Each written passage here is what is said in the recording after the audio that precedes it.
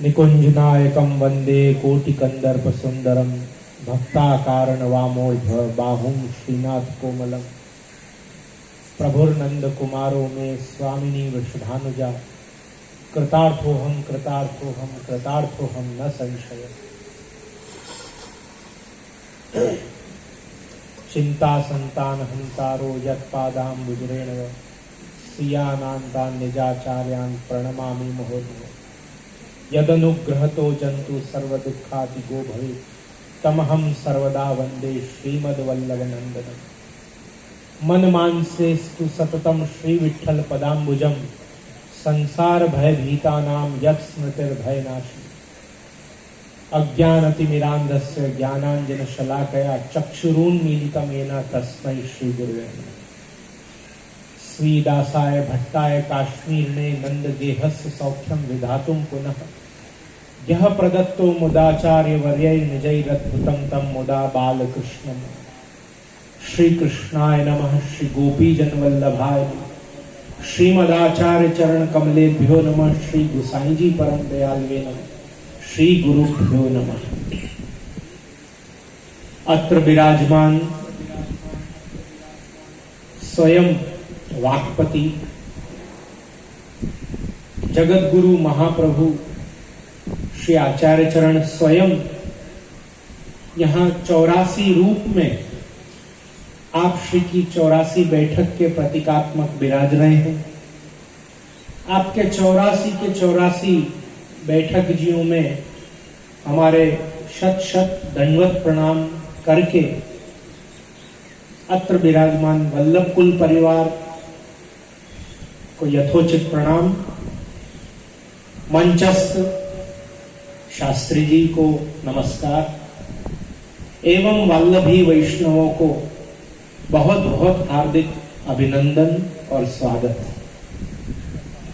वैष्णवों, जैसा कि हमारे मंच संचालक भगवती वैष्णव ने हमको बताया कि 84 बैठक जी में से कुछ 75 के आसपास बैठक जी प्रकट रूप में विराज रही हैं। बाकी की बैठक जी तो अभी भी गुप्त ही हैं।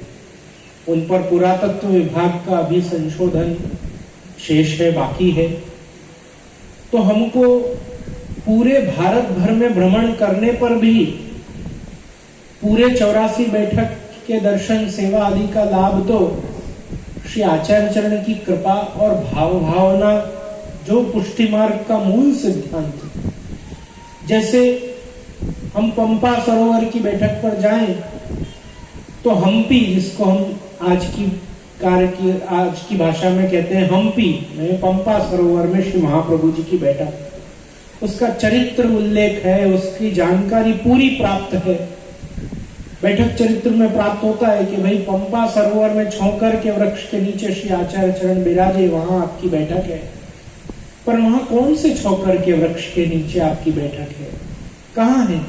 जब भी कोई बैठक जी प्रकट होती है, जब भी किसी भी काल में श्री महाप्रभु जी की बैठक जी कहाँ है, कौन से वृक्ष के नीचे है, कहाँ श्री आचार्य चरण विराजे, तो जब भी उस भूमि का उत्खनन किया गया, वहां खोदा गया, तो श्री आचार्य चरण के विराजने का चौतरा, पुरानी झाड़ियां, तुलसी के मणका, तुलसी की कंठियां, ऐसे सब वैष्णवी चिन्ह जहां से प्रकट हुए, वहां सिद्ध हुआ कि देखो श्री आचार्य चरण के पधारने का विवरण भी मिलता है और वैष्णवी चिन्ह भी यहां से प्रकट हुए प्राचीन।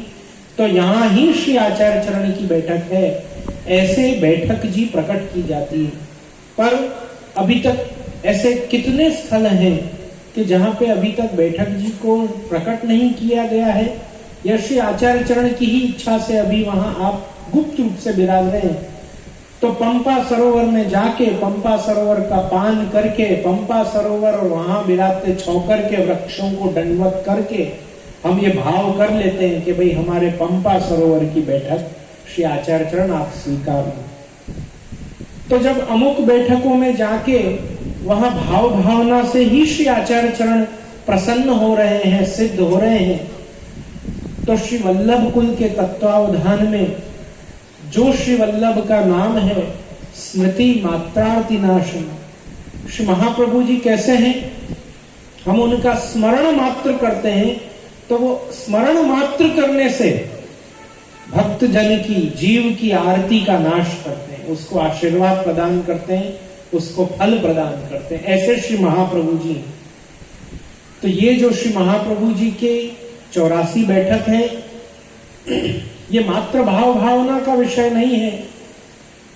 जहां श्री महाप्रभु जी का हम स्मरण करते हैं वहां श्री आचार्य चरण पधार के हमको आशीष देते हैं। इसलिए बड़े आज्ञा करते आए हैं कि पुष्टि मार्ग में 4 स्थानों पे श्री महाप्रभु जी प्रकट विराजते हैं, प्रकट साक्षात विराज रहे हैं। वहां कौन कौन से 4 स्थान है? तो सबसे पहले बताया श्री वल्लभ कुल। श्री महाप्रभु जी आप अपने कुल में साक्षात विराज रहे हैं, प्रकट रूप से विराज रहे हैं। इसलिए हम जब भी किसी वल्लभ कुल बालक के दर्शन करते हैं, दंडवत करते हैं, उनको नमस्कार करते हैं, चरण स्पर्श करते हैं, तो कभी किसी व्यक्ति विशेष के भाव से नहीं करते, और करते भी हों तो नहीं करना चाहिए कि भाई ये फलाने महाराज है, ढिकने महाराज है। हमारी तो पुरातन सभ्यता यही रही है कि जैसे ही वल्लभ कुल के बालक दिखे हमारे मुख से क्या निकलता है? वल्लभाधीश की। महाप्रभु जी का बच्चा है तो हमारे लिए साक्षात महाप्रभु जी ही है। छोटो बड़ो न जानिए सब ही एक स्वरूप, सब ही अग्नि स्वरूप। कितने जगह ये आया कि इनको मेरो पुत्र मेरो वंश मात्र नहीं जानियो, इनको मेरो ही स्वरूप करी जानियो। महाप्रभु जी ने गुसाई जी के लिए, गुसाई जी ने अपने बालकन के लिए। तो वल्लभ कुल में श्री महाप्रभु जी प्रकट विराज रहे। दूसरा, श्री आचार्य चरण के ग्रंथों में श्री महाप्रभु जी साक्षात विराज रहे। तीसरा, श्री आचार्य चरण के पादुका जी, हस्ताक्षर जी, बैठक जी, इनमें श्री महाप्रभु जी साक्षात विराज रहे। और चौथा, वल्लभी पुष्टि जीव के हृदय में श्री महाप्रभु जी सदा विराज रहे। ये 4 स्थान पर आप जब चाहे श्री महाप्रभु जी का स्मरण भी कर सकते हो, दर्शन भी कर सकते हो, और श्री आचार्य चरण के स्वरूपानंद का अनुभव भी कर सकते हो। ये 7 दिन हमको इन्हीं 4 तत्वों का आनंद लेना है। जब यहां शास्त्री जी श्री भागवत जी की कथा करने आए थे, तब ये मनोरथ मन में उदित हुआ कि क्यों ना श्री महाप्रभु जी की 12 बैठक जी का चरित्र श्रवण किया जाए, और 12 बैठक जी का हम दंडवत चरण स्पर्श, धारी चरण स्पर्श का भी लाभ यहीं लें। वो करते करते करते आयोजन होगा आ रहा है करके आज वो दिन हमारे सन्मुख है कि आज हम 84 बैठक चरित्र के श्रवण को उद्यत हो चुके हैं। इन 7 दिन हमको वल्लभ कुल, श्री महाप्रभु जी के ग्रंथ, श्री महाप्रभु जी की बैठक और भगवदी वल्लभी वैष्णवों का संग, सत्संग, इन 4 तत्वों में ही हमको डुबकियां लगानी है। और इन 4 प्रकट जगह जो श्री महाप्रभु जी विराज रहे हैं उसका हमको स्वरूपानंद करना है और कुछ नहीं करना है। ये 7 दिन मैं श्री मुकुंद भाई जी शास्त्री जी का पुनश्च नंद भवन हवेली में मुंबई मीरा रोड के मंगल प्रांगण में आपका स्वागत करता हूं। आपकी वाणी से यहाँ का जन जन बहुत संतुष्ट है। श्री भागवत जी की कथा जब पूर्णावती हुई, जब पूर्ति हुई श्री भागवत जी की, तो मुझे अधिकांश वैष्णवों ने आकर मेरे मुखारविंद पे ये विनती करी कि जे बहुत ज्यादा बाउंसर बॉल डाले तो क्या मतलब है। वक्तुरे तज्जाड्यम यदि श्रोता न बुध्यते। शास्त्र कहता है कि यदि श्रोता को कुछ समझ में नहीं आवे, यदि श्रोता के ऊपर से बाउंसर जावे, तो वो वक्ता की जड़ता कहलाती है, वो वक्ता बराबर नहीं है। जो बाउंसर पे बाउंसर ही बॉल डालता रहे, ऐसा वक्ता क्या काम का। अरे जो बुद्धि में जाए, हमको समझ में आए और जो आनंद उत्पन्न करे, वक्ता तो उसको कहते हैं कि हाँ भाई इनकी बात हमारे पल्ले पड़ी, समझ में आई।